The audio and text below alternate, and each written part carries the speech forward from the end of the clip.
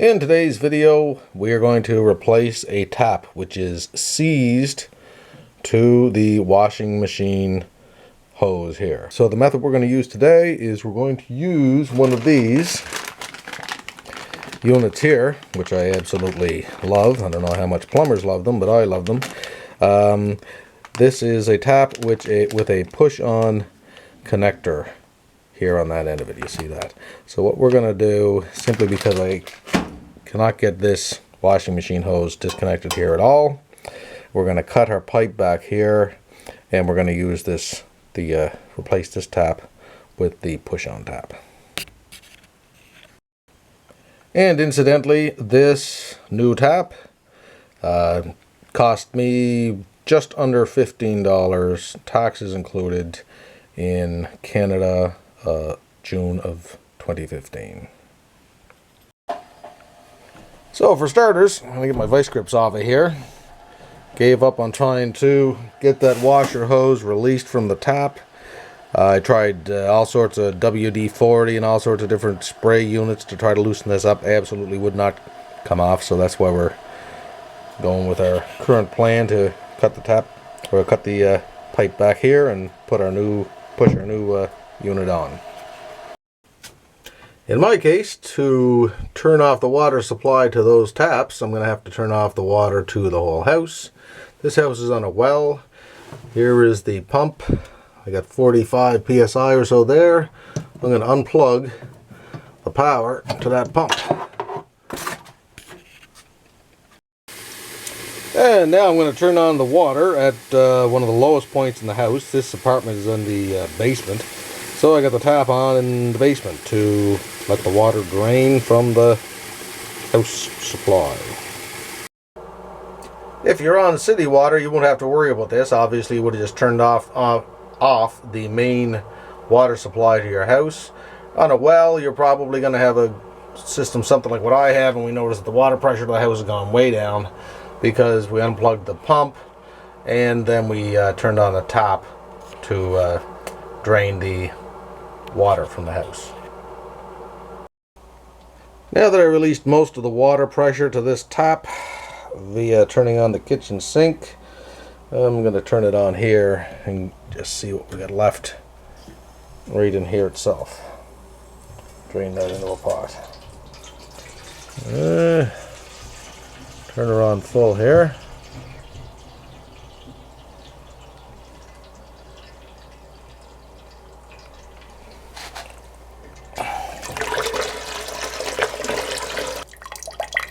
We're just about drained here now. I'm probably going to take some flack from my viewers for videotaping this part, but I just want to absolutely make sure that you have, if you're doing this, that you have this completely drained before you cut into that pipe. Don't want to see anybody flood their house. Here's what I was trying to get across with the hot water heater. Notice how much the level of that pot has gone up, even though it's slowly draining. Still coming out there, so you want to have some towels ready and buckets just in case you run into any problem. It's basically just about done there now, but I'm going to keep letting it drain. So I'm going to cut the pipe here as close up to the thread of our existing tap as I can, because I want enough of this pipe left to push on our tap. Now I've got a video on using one of these pipe cutters here. Basically, you just thread it on and keep going around like this until you cut it off. Anyways, what I want to get across here is I'm going to clean this up really good to get all this crap off of here with sandpaper, because as I cut that pipe, it's going to be a lot easier to get a good to cut it better as long as that pipe is clean. So I'm going to clean that up. Use some sandpaper and get that cleaned up. Now, if you can see this, down here in the bottom where my tap connects to my pipe there, we get a blob of solder. So that's going to be as close as I can get to cutting the pipe. So I move it as close as I can get to that blob of solder there, and then start to tighten it up here. Wish I had my bigger cutter, but as I said, can't really find that at the moment. Start doing that. I'm going to see if that'll go around, or am I still too close to that solder? And I actually am, so I'm going to have to move that back just a tad. But as I say, be careful how much you cut it, unless you have lots of room, because you want to end up with enough to push that new tap on there. Let's see if I can get a turn on that now. Okay, it appears that I can. Anyway, as I said, I have a video about using this, so I'll link it to that, just so you don't watch me go through this tedious process. And we'll cut that pipe back there. Just taking a quick shot here. I've been rotating this around the pipe here, and just wanted to see if I could, so I'm tightening it up. Hopefully you can see that line there, which is where it's cutting into the pipe. A little revolution or so, you'll start to feel it loosen up. Tighten it down again. Keep going like that. And there we have it. I just kept rotating that around. Now I'll release this.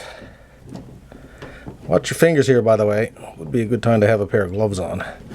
Those filings from the pipe might be a little harsh there. There we go. Now, I'm going to give this another little quick rub with the sandpaper. We already cleaned it, but wouldn't hurt to give it another little one. And we can see the hot water tank is still got a little bit of pressure on the system here.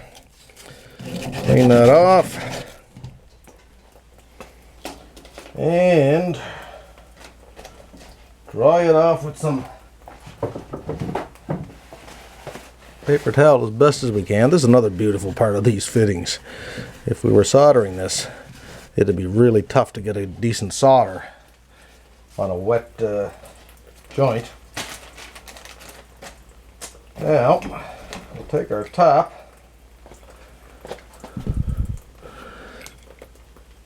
line that up.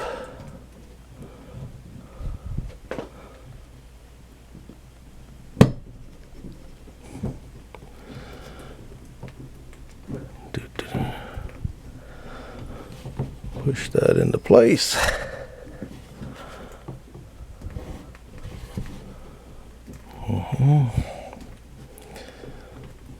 Okay.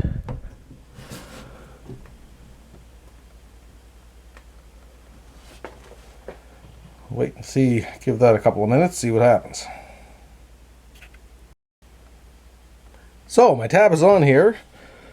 It fully inserted, but we can see I was lucky here. I just had enough space. If I was to do that over again, I would have sanded off that ball of solder that was keeping us from rotating our cutter around, and that would have given us about an extra 1/4 of an inch or so in that pipe. But anyway, I'm lucky. The thing fitted on, and there's probably about an 1/8 of an inch or so left on the pipe there. I just powered the water pump for the house back on. You might hear it in the background there. So I'm putting pressure back onto the water system here. Watch for a leak on this tap. Anyway, I'll watch for that, and we'll come back to this. Okay, I've waited about 10 minutes or so. I've moved the tap all around in different directions here. Make sure everything is good. You see that can swivel like that. That is the only thing a little different here with these push-on type fittings, unlike this one, which is solid and held in place. So I'm going to have to drive a couple of screws in there so that when I go to turn this on, I won't have to hold this part here. I'm going to put on my braided hose for the clothes washer. Much better braided stainless steel than that old type hose there. Those can bust over time. So I'll just illustrate here.